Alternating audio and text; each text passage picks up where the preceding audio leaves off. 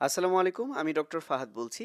16-17 সালের medical admission question solution ইংরেজির আজকের আমরা 15টি প্রশ্নের সলিউশন দিব। তো চলো আমরা শুরু করি। আমাদের প্রথম যে প্রশ্নটা ছিল সেটা হচ্ছে walking is a good exercise. Here walking is a or an. খেয়াল করো তোমরা যারা 2017-18 সালের ভিডিওটা দেখেছো, সেখানেও আমি 1 নাম্বার যে প্রশ্নটা, সেখানে এমন একটা প্রশ্ন দিয়েছিলাম বা ভর্তি পরীক্ষায় এসেছিল, সেটা আহ, এরকমই কিছু একটা, অর্থাৎ সেটার আনসার কিন্তু ছিল পার্টিসিপল। এবং আমি সেখানে কিন্তু বলেছি যে জিরান্ড এবং পার্টিসিপল এখান থেকে কিন্তু প্রায়শই প্রশ্ন আসে। এবং তোমরা লক্ষ্য করো আগের বছরও কিন্তু এরকমই একটা প্রশ্ন এসেছে, ওয়াকিং অর্থাৎ ভার্বের শেষে আইএনজি যুক্ত আছে, তার মানে এটাও হয় জিরান্ড অর পার্টিসিপল কিছু একটা হবে। তো যারা ওই ভিডিওটা দেখোনি তাদের জন্য আমি আর একবার বলি যে জিরান্ড এবং পার্টিসিপলের বেসিক যে স্ট্রাকচার, ভার্বের ওয়ান অর্থাৎ বেস ফর্মের সাথে আইএনজি যদি যুক্ত হয় এবং এটা যদি নাউনের মতো কাজ করে, তাহলে সেটা জিরান্ড।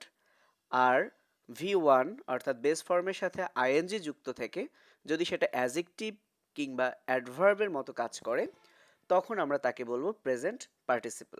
যদি এটা মনে না থাকে, আমার এভাবে মনে ছিল প্রেজেন্ট পার্টিসিপল ম্যাক্সিমাম টাইমে পার্টিসিপল হিসেবেই লেখা থাকে। সো পার্টিসিপল আর জিরান্ডের মধ্যে জিরান্ডে এন আছে, নাউনেও এন আছে, আমার এভাবে মনে থাকতো। সো বাই দ্য ওয়ে, তাহলে এটার সঠিক আনসার কি হবে? এটা দেখতে গেলে আমাকে যেটা জানতে হবে যে ওয়াকিং এখানে নাউন হিসেবে কাজ করছে না অ্যাজেক্টিভ বা কি হিসেবে কাজ করছে। তো খেয়াল করো অপশনে কোথাও কিন্তু অ্যাজেক্টিভ নাই। তো সেক্ষেত্রে চলো আমরা আসলে দেখি কি। তো সেন্টেন্সটা হচ্ছে walking is a good exercise.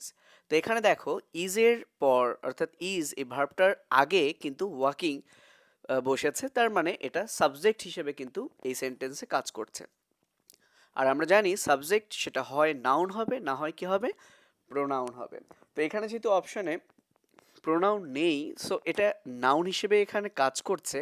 এবং আমরা জানি যে জিরান্ট নাউন হিসেবে কাজ করে। এখন প্রশ্ন হচ্ছে তাহলে এটা নাউন হিসেবে কাজ করছে, তাহলে এটা তো একটা নাউন।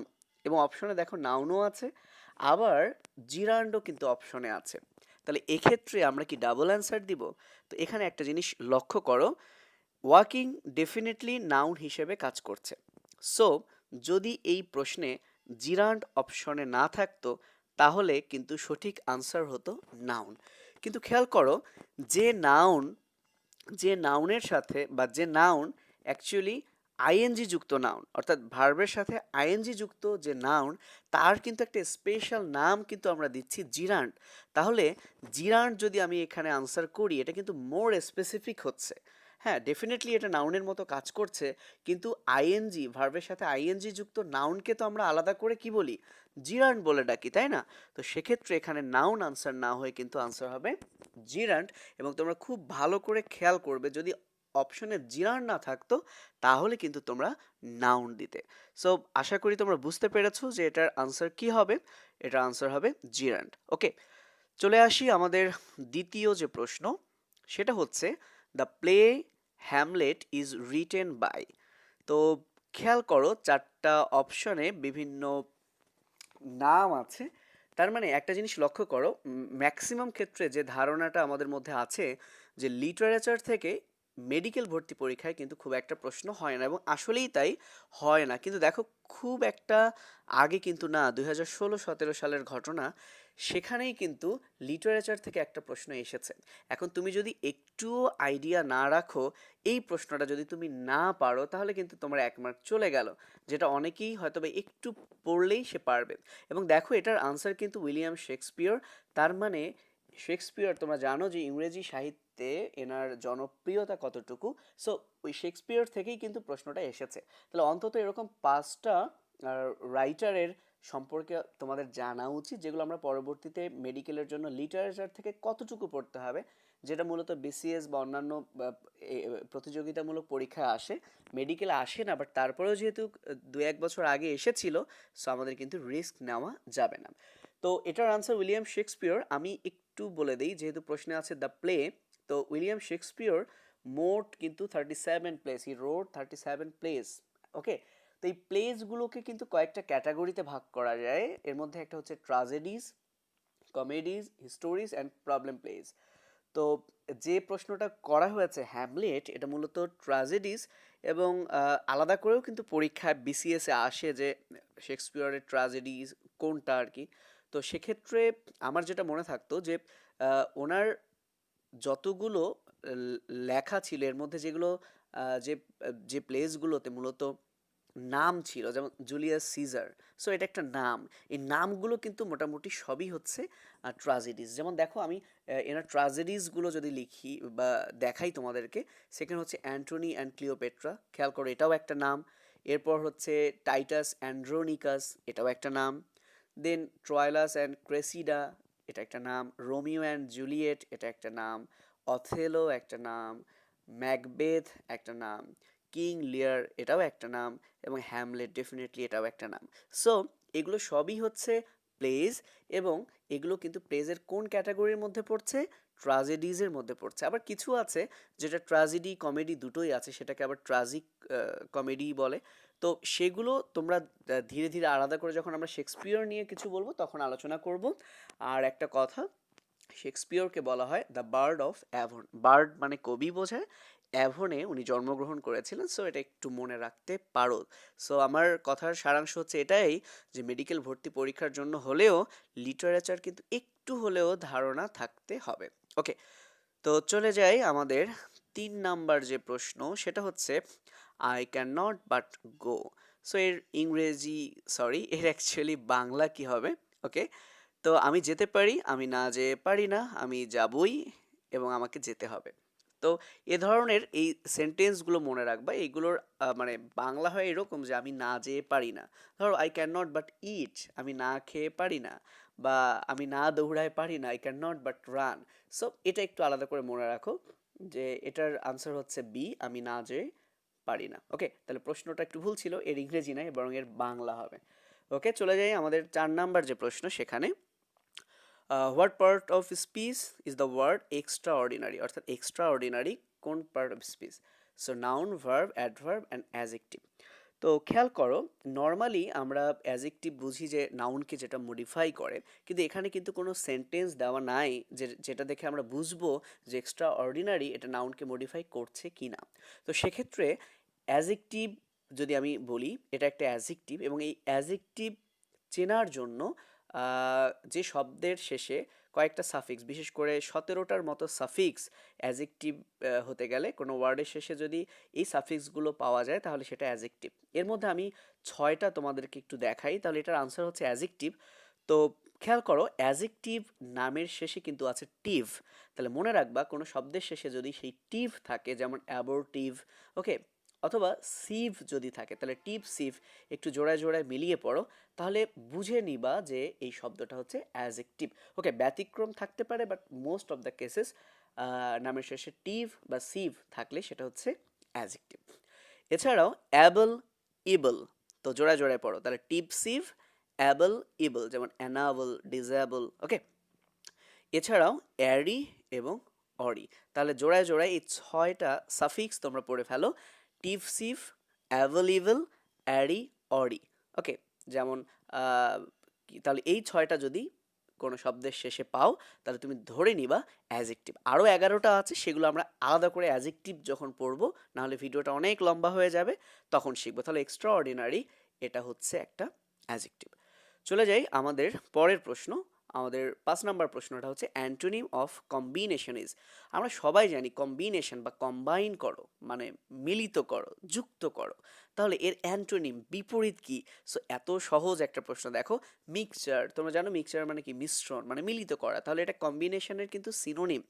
অ্যাগ্রিগেট, তোমরা অবশ্যই এটাও জানো যে অ্যাগ্রিগেশন মানে কি? একত্রিত করা।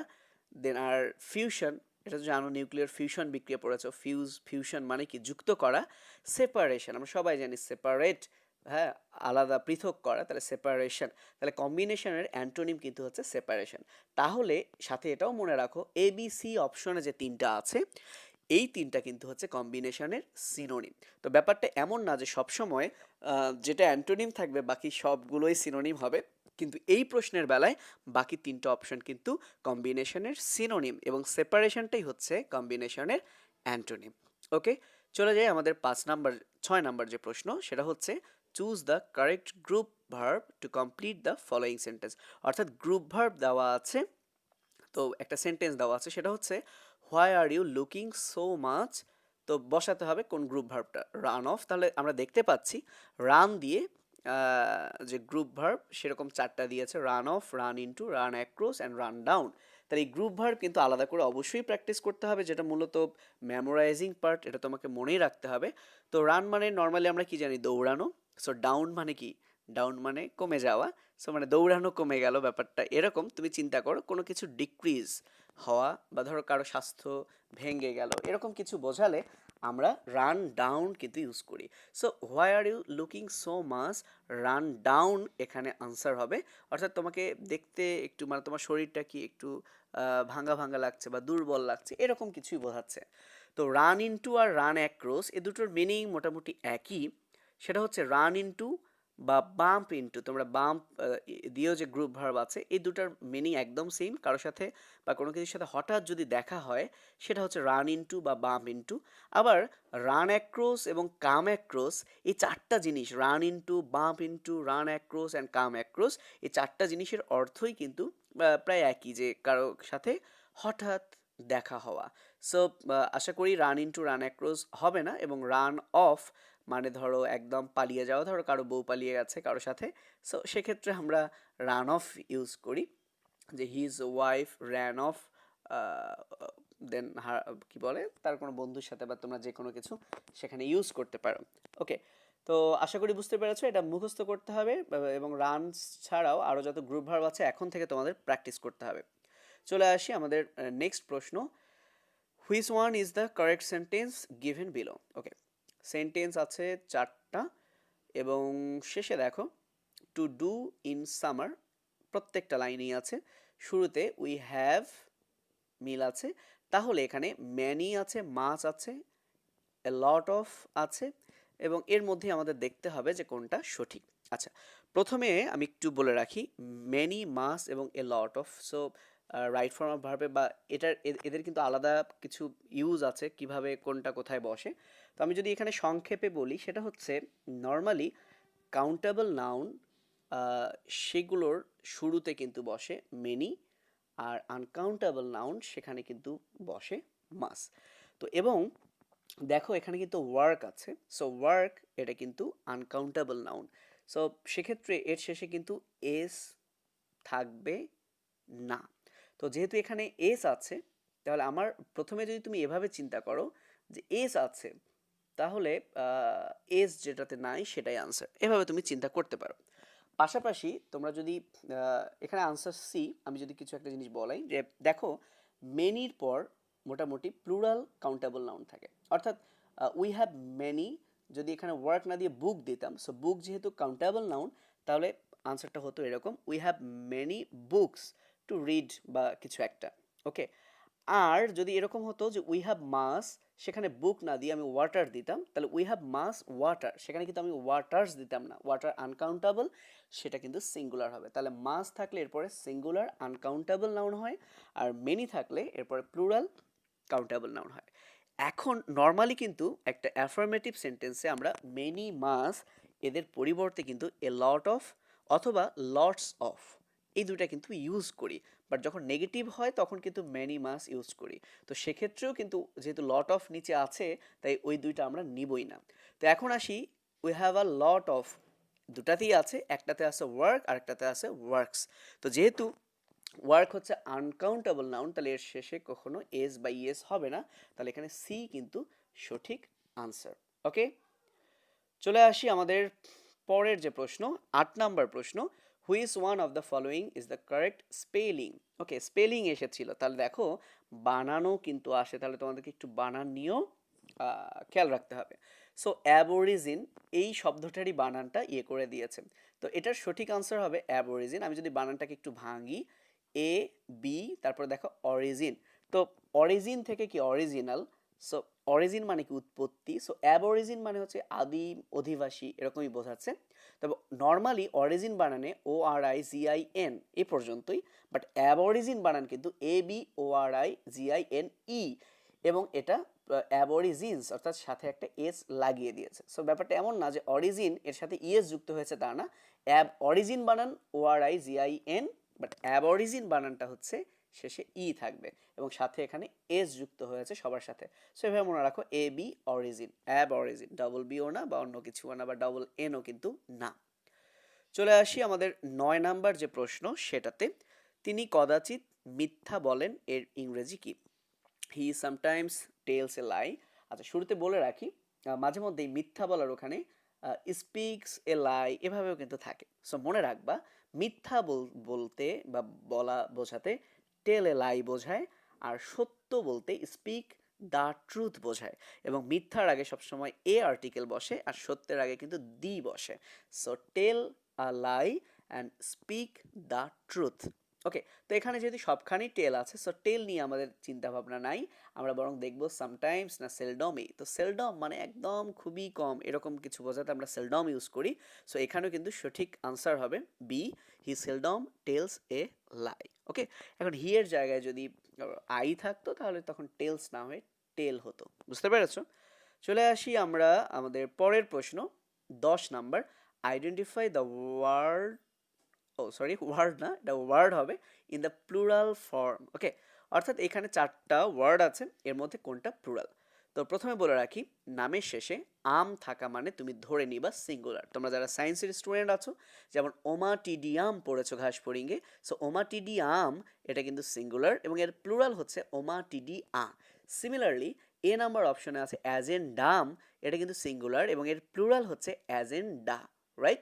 ফিজিক্স এটা একটা সাবজেক্ট, সো এটা সিঙ্গুলার ফর্মেই আছে, এস দিয়ে এটাকে প্লুরাল করা হয়নি।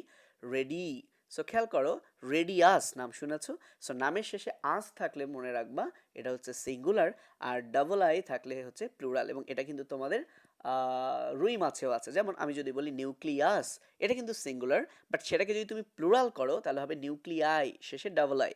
আমি যদি বলি ফোকাস, তাহলে এটা সিঙ্গুলার, ফোকাই বা ফকি সেটা হচ্ছে কি প্লুরাল। সেরকম রেডিয়াস, রেডি। ওকে, তো সিভিক্স এটাও প্লুরাল না, তাহলে এখানে সঠিক আনসার যেটা হবে সেটা হচ্ছে সি, রেডি।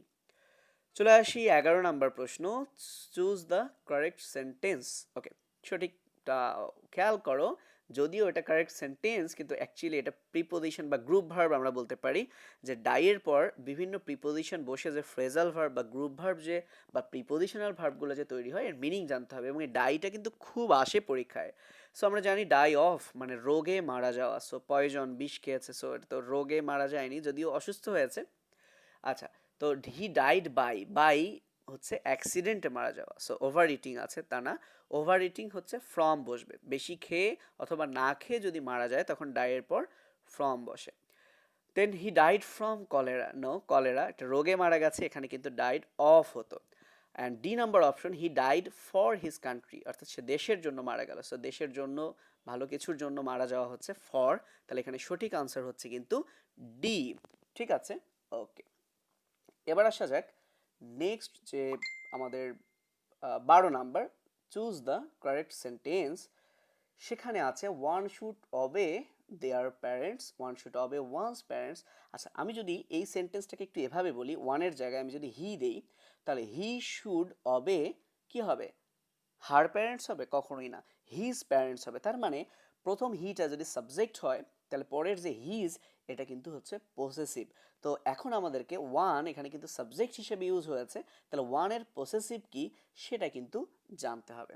তো খেয়াল করো, ওয়ান কিন্তু সাবজেক্ট বা অবজেক্ট উভয় হিসেবে ইউজ হতে পারে, তাহলে সে নাউন কিংবা প্রোনাউন উভয় হিসেবেই কাজ করতে পারে।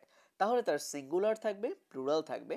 এবং ওয়ানের সিঙ্গুলার হচ্ছে ওয়ান, বাট এর প্লুরাল কিন্তু হচ্ছে ওয়ান্স, অ্যাপোস্ট্রফি কিন্তু নেই। বাট যখন ওয়ান সাবজেক্ট হিসেবে ইউজ হয় তখন সেটা ওয়ান, অবজেক্ট হিসেবে ইউজ হলে ওয়ান, বাট ওয়ানের পজেসিভ কিন্তু হচ্ছে অ্যাপোস্ট্রফি এস, ওয়ান্স। আর রিফ্লেক্সিভ বা এমফ্যাটিক হচ্ছে ওয়ান সেলফ। তো সেক্ষেত্রে যেহেতু ওয়ান্স হচ্ছে পজেসিভ, তার সঠিক আনসার কিন্তু হবে ওয়ান শুড অবে ওয়ান্স, অর্থাৎ পজেসিভ অ্যাপোস্ট্রফি থাকবে প্যারেন্টস। ওকে, আশা করি তোমরা এটাও বুঝতে পেরেছো। এবার চলে আসি, শেষের দিকে চলে আসছি, সিনোনিম ফর লিজেন্ডারি। তোমরা কথায় কথায় বলো তুই তো একটা লিজেন্ড, তাই না? সো লিজেন্ড মানে তোমরা সেই রকম কিছু বোঝাও, বিখ্যাত কিছু বোঝাও। সো এখানে বোঝাই যাচ্ছে ফেমাস আছে, তাহলে এটাই হচ্ছে লিজেন্ডারি এর সিনোনিম। চলে আসি আমাদের 14 নাম্বার যে প্রশ্ন। আবার দেখো সিনোনিম, তাহলে দেখো 17-18 সেশনেও কিন্তু আমরা 3টা সিনোনিম অ্যান্টোনিম দেখেছি এবং এখানেও কিন্তু দুটো পেলাম। তো সিনার্জি, এটা নিয়ে আমি একটু কথা বলি। সিনার্জি বা সিনার্জিস্টিক ইফেক্ট, এই ব্যাপারটা আসলে কি?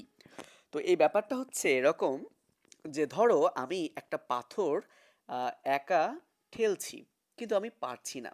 এখন আমার একটা ভাই এসে সেই পাথরটা ঠেলছে, ফলে কিন্তু পাথরটা একটু সরে গেল।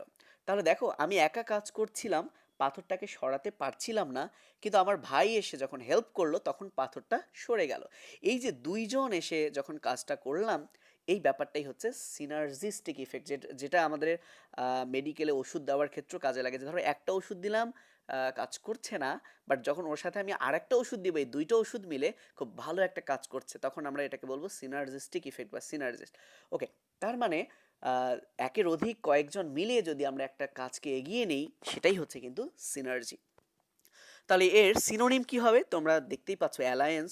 এই অ্যালায়েন্স, এই শব্দটা কিন্তু বিভিন্ন কোম্পানিতে বা ইউজ হয়, বিভিন্ন নামের শেষে থাকে ড্যাশ অ্যালায়েন্স, অর্থাৎ কয়েকজন বা কয়েকটা গ্রুপ মিলে একটা কোম্পানি দাঁড় করা বা একটা কোম্পানিকে এগিয়ে নিয়ে যাওয়া, সেটাই কিন্তু বোঝাচ্ছে।